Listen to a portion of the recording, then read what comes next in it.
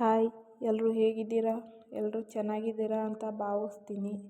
ಇವತ್ತು ಬುಧವಾರದ ಬೆಳಗಿನ ಬ್ಲಾಗ್ ಆಗಿರುತ್ತೆ. ಬುಧವಾರ ಬೆಳಗ್ಗೆಯಿಂದನೇ ಸ್ಟಾರ್ಟ್ ಮಾಡಿದೆ. ಇವತ್ತು ಬ್ಲಾಗ್ ಮಾಡೋಣ ಅಂತ ಅಂದ್ಬಿಟ್ಟು ಸುಮಾರು ದಿನ ಆಗೋಗಿತ್ತು. ಮಾಡೇ ಇರಲಿಲ್ಲ ಬ್ಲಾಗ್ನ. ಈಗ ತುಂಬ ಬೇಜಾರಾಗೋಯಿತು. ಅದಕ್ಕೇ ಬೇಡ ಬಿಡಪ್ಪ ಅಂತ ಅಂದ್ಬಿಟ್ಟು ಸುಮ್ಮನಾಗಿದ್ದೆ. ಆದರೂ ನಮ್ಮ ಮನೆಯವರು ಹೋಪ್ ಕಳ್ಕೋಬೇಡ, ಮಾಡು ನೋಡೋಣ ಅಂತ ಅಂದ್ಬಿಟ್ಟು ಅವರು ಸ್ವಲ್ಪ ಧೈರ್ಯ ಹೇಳಿದ್ರು ನನಗೆ. ಅದರಿಂದವ ಸರಿ ಆಯಿತು ನೋಡೋಣ ಅಂತ ಅಂದ್ಬಿಟ್ಟು ಮತ್ತೆ ಸ್ಟಾರ್ಟ್ ಮಾಡಿದ್ದೀನಿ ಬ್ಲಾಗ್ ಮಾಡೋಕ್ಕೆ. ದಯವಿಟ್ಟು ನಮಗೂ ಲೈಕು ಶೇರ್ ಮಾಡಿ ಮತ್ತು ಸಬ್ಸ್ಕ್ರೈಬ್ ಮಾಡ್ಕೊಳ್ಳಿ ಪ್ಲೀಸ್. ನಮ್ಮಂಥವ್ರು ತುಂಬ ಜನ ಇರ್ತಾರೆ ಮನೇಲೇ ಏನಾದರೂ ಮಾಡಬೇಕು ಅಂತ. ಅದಕ್ಕೆ ನಿಮ್ಮೆಲ್ಲರ ಹೆಲ್ಪ್ ಬೇಕು. ಹಾಗೆ ಇವತ್ತು ಬೆಳಗ್ಗೆಯಿಂದ ಸ್ಟಾರ್ಟ್ ಮಾಡಿರೋದ್ರಿಂದ ಇವತ್ತು ಬುಧವಾರ ಆಗಿರೋದ್ರಿಂದ ಇವತ್ತು ಬುಧವಾರ ಹುಣ್ಣಿಮೆನೇ ಇತ್ತು. ಹುಣ್ಣಿಮೆ ಇರೋದ್ರಿಂದ ಸ್ವಲ್ಪ ಬೇಗ ಎಲ್ಲ ಕೆಲಸ ಎಲ್ಲ ಮುಗಿಸಿ ಎಲ್ಲ ಕೆಲಸ ಎಲ್ಲನೂ ಮುಗಿಸ್ಕೊಂಡು ನಮ್ಮ ಮನೆಯವ್ರಿಗೆ ಬೆಳಗಿನ ಡ್ಯೂಟಿ ಇತ್ತು. ಬೆಳಗಿನ ಡ್ಯೂಟಿ ಇರೋದ್ರಿಂದ ಅವ್ರಿಗೆ ಬೆಳಗ್ಗೆ ಬೇಗ ಎದ್ದಿರೋದ್ರಿಂದ ಅವ್ರಿಗೆ ಒಂದು ಸ್ವಲ್ಪ ಪುಳಿಯೋಗರೆ ಮಾಡಿಕೊಟ್ಟೆ. ಪುಳಿಯೋಗರೆ ಮತ್ತು 3 ಜನಕ್ಕೂ ಮಾಡಿ ಇಟ್ಕೊಂಡಿದ್ದೆ ಆವಾಗಲೇ. ಅವ್ರಿಗೆ ಡಬ್ಬಿ ಕಟ್ಟಿ ಕಳಿಸ್ದೆ ಪುಳಿಯೋಗರೆನ. ಮತ್ತು ಅಷ್ಟರಲ್ಲಿ ನಾನು ಅಡುಗೆ ಮನೆಯೆಲ್ಲ ಕ್ಲೀನ್ ಮಾಡ್ಕೊಂಡು ಪಾತ್ರೆ ಎಲ್ಲ ತೊಳೆದು ನೀಟಾಗಿ ಎಲ್ಲ ಇಟ್ಕೊಂಡಿದ್ದೆ. ಎಲ್ಲ ಆಯಿತು. ಅಷ್ಟರಲ್ಲಿ ನನ್ನ ಮಗನೂ ಎದ್ದ. ಅವ್ನಿಗೆ ಒಂದು ಲೋಟ ಹಾಲು ಕಾಯಿಸಿ 1-2 ಬಿಸ್ಕೆಟ್ ಕೊಟ್ಟು ಕೂರಿಸ್ದೆ. ಅವನು ತಿಂದು ಎಲ್ಲ ಆಯಿತು. ಮತ್ತು ಅವನು ಎದ್ದಾದಮೇಲೆ ಸ್ವಲ್ಪ ಹೊತ್ತು ನನ್ನ ಜೊತೆ ಮಾತಾಡ್ಕೊಂಡು ಆಟ ಆಡ್ಕೊಂಡು ಇರಬೇಕು. ಇಲ್ಲಾಂದರೆ ಅವನು ತುಂಬ ಹಠ ಮಾಡ್ತಾನೆ. ಅಮ್ಮ ಬಾ ಅಂತ. ಬೇರೆ ಏನೂ ಕೆಲಸ ಮಾಡೋಕ್ಕೆ ಕೊಡಲ್ಲ ಅವನು ನನಗೆ. ಅದರಿಂದ ಸ್ವಲ್ಪ ಅವನ ಜೊತೆ ಆಟ ಆಡ್ಕೊಂಡು ಕೆಲಸ ಮಾಡ್ತಿದ್ದೆ. ಮತ್ತು ಇನ್ನೇನು ಮಾಡೋದು, ಮಧ್ಯಾಹ್ನ ಆಗೋಯ್ತಲ್ಲ ಇವತ್ತು ಅಂತ ಅಂದ್ಬಿಟ್ಟು ಸಾಂಬಾರು ಏನು ಮಾಡೋಣ ಅಂತ ಯೋಚನೆ ಮಾಡ್ತಿದ್ದೆ. ಇನ್ನೇನು ನಮ್ಮ ಮನೆಯವರು 2 ಗಂಟೆಗೆಲ್ಲ ಬಂದುಬಿಡ್ತಾರೆ. ಏನು ಸಾಂಬಾರು ಮಾಡೋದಪ್ಪ ಅಂತ ಯೋಚನೆ ಮಾಡ್ತಾ ಇರಬೇಕಾದ್ರೆ ಹಾಗೆ ಫ್ರಿಜ್ ಬಾಗಿಲು ತೆಗೆಯೋದಕ್ಕೆ ಮೂಲಂಗಿ ಮತ್ತು ಸಬ್ಬಸಿಗೆ ಸೊಪ್ಪಿತ್ತು. ಮೂಲಂಗಿ ಸಬ್ಬಸಿಗೆ ಸೊಪ್ಪು ಬೇಳೆ ಹಾಕ್ಬಿಟ್ಟು ಸಾಂಬಾರು ಮಾಡೋಣ ಅಂತ ಅಂದ್ಕೊಂಡೆ. ಹಾಗೆ ಎಲ್ಲ ಎತ್ತಿ ಹೊರಗಡೆ ಎಲ್ಲ ಇಡ್ತಿದ್ದೆ. ಅಷ್ಟರಲ್ಲಿ ನನ್ನ ಮಗ ಬಂದು ಸಣ್ಣ ಪುಟ್ಟ ಹೆಲ್ಪ್ ಮಾಡಿಕೊಟ್ಟ ನನಗೆ. ಅದರಿಂದ ಒಂದು ಸ್ವಲ್ಪ ಬೇಗ ಆಯ್ತದೆ ಕೆಲಸ ನಂದು. ಅಷ್ಟು ಚಿಕ್ಕವನಾದರೂ ನನಗೆ ಹೆಲ್ಪ್ ಮಾಡಬೇಕು ಅನ್ನೋ ಮನಸ್ಸಾಯ್ತಲ್ಲ ಅವನಿಗೆ. ಅದಕ್ಕೆ ಗ್ರೇಟ್ ಅನ್ನಬೇಕು ಅವನಿಗೆ. ಆ ಚಿಕ್ಕ ಕೈಲಿ ಏನಾದರೂ ಹೆಲ್ಪ್ ಮಾಡಬೇಕು ನಮ್ಮ ಅಮ್ಮಗೆ ಅನ್ನೋ ಆಸೆ ಅವನಿಗೆ. ಆದರೂ ಸಣ್ಣ ಪುಟ್ಟ ಹೆಲ್ಪ್ಗಳು ಮಾಡ್ತಿರ್ತಾನೆ ನನ್ನ ಮಗ ನನಗೆ. ಅದೊಂದೇ ಖುಷಿ ನನಗೆ. ಹಾಗೆ ಮೂಲಂಗಿದು ಮೇಲ್ಗಡೆ ಸಿಪ್ಪೆ ಎಲ್ಲ ತೆಗೆದಿಟ್ಕೊಂಡೆ. ಈ ಥರ ರೌಂಡ್ ಶೇಪ್ಗೆ ಮೂಲಂಗಿನ ಹಚ್ಕೊಂಡೆ.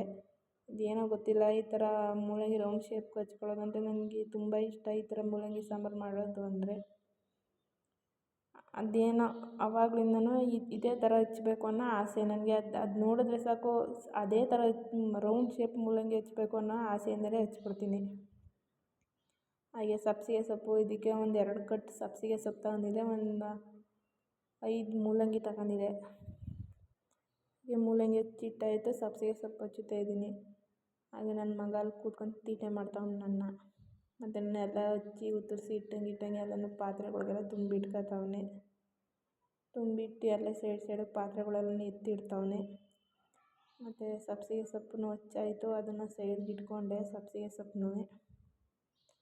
ಮತ್ತು ಇದ್ಕೊಂಡು ಸಾಂಬಾರಿಗೆ ಈರುಳ್ಳಿ ಹಾಕೋಣ ಅಂತ ಅಂದ್ಬಿಟ್ಟು 2-3 ಈರುಳ್ಳಿನ ಹಚ್ಚಿಟ್ಕೊಂಡು ಸಾಂಬಾರಿಗೆ ಹಾಕಿದೆ. ಮತ್ತು ಹಚ್ಚಿಟ್ಕೊತಿದ್ದೆ ಎಲ್ಲನೂ ಈರುಳ್ಳಿ ಎಲ್ಲ ನೋಡಿ 3 ಈರುಳ್ಳಿ ಹಾಕಿದ್ದೀನಿ ನಾನು ಸಾಂಬಾರಿಗೆ. ನಾನು ಮಾಡ್ತಿರೋ ಸಾಂಬಾರು 4 ಜನಕ್ಕೆ ಆಗೋಷ್ಟು. ನಿಮ್ಗೆ ಎಷ್ಟು ಬೇಕೋ ಅಷ್ಟನ್ನು ಮಾಡ್ಕೊಳ್ಳಿ. ಇನ್ನೇನು 2 ಗಂಟೆ ಆಗೇ ಹೋಯ್ತು. ಇನ್ನೊಂದು ಅರ್ಧ ಗಂಟೆ ಬಂದುಬಿಡ್ತಾರೆ ನಮ್ಮ ಮನೆಯವರು. ಅವ್ರು ಬಂದುಬಿಟ್ರೆ ಇನ್ನು ಅವ್ರ ಅಪ್ಪನ ಜೊತೆ ಆಟ ಆಡ್ತಾನೆ. ಇನ್ನು ನನ್ನ ಪಾಡಿಗೆ ನಾನು ಮಿಕ್ಕಿದ ಕೆಲಸನ ನಾನು ಮಾಡ್ಕೊತೀನಿ, ಮನೆ ಕೆಲಸನ. ಅಲ್ಲಿಗಂಟ ಸ್ವಲ್ಪ ಹಿಂಸೆ, ಏನೂ ಮಾಡೋಕ್ಕಾಗೋದಿಲ್ಲ. ಪುಟ್ಟ ಮಕ್ಕಳಲ್ವ. ಪುಟ್ಟ ಮಕ್ಕಳು ಇರಬೇಕಾದ್ರೆ ನಾವೇನೂ ಮಾಡೋಕ್ಕಾಗಲ್ಲ. ಅವ್ರ ಜೊತೆ ಆಟಾಡ್ಕೊಂಡೇ ಕೆಲಸ ಮಾಡಬೇಕು ನಾವು. ಅವ್ರು ಏನು ಹೇಳ್ತಾರೆ ಅದಕ್ಕೆ ಹ್ಞೂ ಅಂದ್ಕೊಂಡೆ ನಾವು ಕೆಲಸ ಮಾಡ್ಕೊಂಡು ಮುಂದೆ ಕೆಲಸ ಮಾಡ್ಕೊಂಡು ಹೋಗ್ಬೇಕು, ಕೆಲಸ ಮುಗಿಸ್ಬೇಕು. ಹಾಗೆ ಇಲ್ಲಿ ಮಸಾಲೆ ರುಬ್ಬೋಕ್ಕೆ ನಾನು ಎಲ್ಲ ಜಾರ್ಗೆ ಹಾಕತ್ತಿದ್ದೀನಿ. 2 ಈರುಳ್ಳಿ ಹಾಕೊಂಡಿದ್ದೀನಿ ಮತ್ತು 2 ಟೊಮೊಟೊ ಹಾಕಿದ್ದೀನಿ. ಮತ್ತು ಒಂದು ಕಾಯಲ್ಲಿ ಅರ್ಧ ಹೋಳು ಕಾಯಿ ತುರ್ಕೊಂಡು ಹಾಕೊಂಡಿದ್ದೀನಿ. ಒಂದು ಕಾಯಲ್ಲಿ ಅರ್ಧ ಹೋಳು ಅಷ್ಟು ಕಾಯಿ ಹಾಕೊಂಡಿದ್ದೀನಿ. ಮತ್ತು ಇಲ್ಲಿ ನಾನು ರುಬ್ಬೋಕ್ಕೆ ಕಡಲೆ ಹಾಕತ್ತೇ ಇಲ್ಲ, ಅಕ್ಕಿನ ಹುರಿದ್ಬಿಟ್ಟು ಹಾಕಿದ್ದೀನಿ. ಇದು ನನಗೆ ನಮ್ಮ ಅಜ್ಜಿ ಹೇಳ್ಕೊಟ್ಟಿದ್ರು, ಈ ಥರ ಹಾಕಿದ್ರೆ ಟೇಸ್ಟು ಚೆನ್ನಾಗಿರುತ್ತೆ ಅಂತವ. ಅವ್ರು ಹೆಂಗೆ ಹೇಳಿಕೊಟ್ಟಿದ್ರು ಹಂಗೆ ಹಾಕ್ತಿದ್ದೀನಿ. ಮತ್ತು 2 ಸ್ಪೂನ್ ಖಾರದ ಪುಡಿ ಹಾಕೊಂಡಿದ್ದೀನಿ. ನಾನು 4 ಜನಕ್ಕೆ ಆಗೋಷ್ಟು ಮಾಡ್ತಾಯಿರೋದು. ನಿಮ್ಗೆ ಎಷ್ಟು ಬೇಕೋ ಅಷ್ಟು ಖಾರ ಉಪ್ಪು ಹಾಕೊಳ್ಳಿ. ಮತ್ತು ಇಲ್ಲಿ ಬೇಳೆ ಹಾಕೊಂಡೆ, ಒಂದು ಬೌಲ್ ಬೇಳೆ ಹಾಕೊಂಡೆ. ಮತ್ತು ಅದಕ್ಕೆ ಮೂಲಂಗಿ, ಈರುಳ್ಳಿ ಎಲ್ಲ ಹಾಕಿದ್ದೀನಿ. ಮತ್ತು ಇವಾಗ ಸಬ್ಬಸಿಗೆ ಸೊಪ್ಪು ಹಾಕತಾಯಿದ್ದೀನಿ. ಸಬ್ಬಸಿಗೆ ಸೊಪ್ಪು ಎಲ್ಲ ಹಾಕೊಂಡೆ ಈಗ ರುಬ್ಬಿರೋಂಥ ಖಾರ ಹಾಕತ್ತೀನಿ. ಮಸಾಲೆ ಎಲ್ಲನೂ ಆವಾಗಲೇ ನುಣ್ಣಗೆ ಇಟ್ಟಿದ್ದೆ. ಇವಾಗ ಅದೆಲ್ಲ ನೀಟಾಗಿ ಹಾಕೊಂಡೆ. ಅದಕ್ಕೆ ಎಷ್ಟು ನೀರು ಬೇಕೋ ಅಷ್ಟನ್ನು ನೀವು ಹಾಕೊಳ್ಳಿ. ಮತ್ತು ಒಂದು ನಿಂಬೆಹಣ್ಣು ಗಾತ್ರದ ಹುಣಸೆಹಣ್ಣು ನೆನೆಸಿಟ್ಟಿದ್ದೆ, ಅದು ಹುಣಸೆಹಣ್ಣು ಹಾಕೊಂಡೆ. ಜಾಸ್ತಿ ಹುಳಿ ಹಾಕಬೇಡಿ, ಹುಳಿ ಆಗಿಬಿಡುತ್ತೆ ಸಾಂಬಾರು, ತಿನ್ನೋಕ್ಕಾಗಲ್ಲ. ನೋಡ್ಕೊಂಡು ಲಿಮಿಟಲ್ಲಿ ಹುಳಿ ಹಾಕೊಳ್ಳಿ. ಮತ್ತು ಇವಾಗ ಎಷ್ಟು ಬೇಕು ನೀರು ಅಷ್ಟು ನಮಗೆ ಎಷ್ಟು ಗಟ್ಟಿ ಇರಬೇಕು ಎಷ್ಟು ತೆಳುವಿರಬೇಕು ನೋಡ್ಕೊಂಡು ನೀರು ಹಾಕೊಳ್ಳಿ. ಒಂದು ಸ್ವಲ್ಪ ನೀರು ಕಮ್ಮಿನೇ ಹಾಕೊಳ್ಳಿ, ಯಾಕೆಂದರೆ ಮೂಲಂಗಿ ಸಬ್ಬಸಿಗೆ ಸೊಪ್ಪು ನೀರು ಬಿಟ್ಕೊಳುತ್ತೆ. ಆಮೇಲೆ ಸಾಂಬಾರು ತುಂಬ ತೆಳುವಾಗಿ ಹೋಗುತ್ತೆ, ಆಮೇಲೆ ಮುದ್ದೆ ತಿನ್ನೋಕ್ಕಾಗಲ್ಲ. ಸ್ವಲ್ಪ ನೋಡಿ ಹಾಕೊಳ್ಳಿ ನೀರನ್ನ.